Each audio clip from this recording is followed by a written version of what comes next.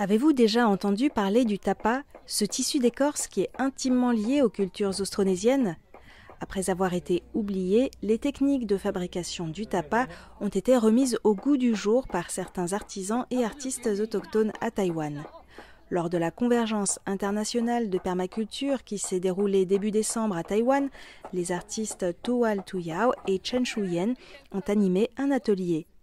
Fabriquer du tapa, que l'on appelle en mandarin shupipu, ce n'est pas si compliqué que ça.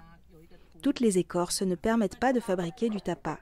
Nous avons utilisé du mûrier de Chine, aussi appelé mûrier à papier. L'idéal est de récolter un rejet de l'arbre en été. Les outils sont très simples.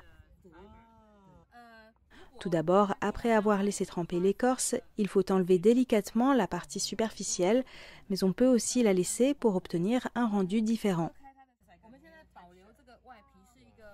Fabriquer du tapa demande du temps. Il faut marteler petit à petit avec un marteau ou un maillet strié afin d'écarter les fibres, puis de les agglomérer. Ce n'est donc pas un tissu au sens d'étoffe issue d'un tissage. Toutes les 3 à 5 minutes, il faut rincer l'écorce pour faire partir la résine.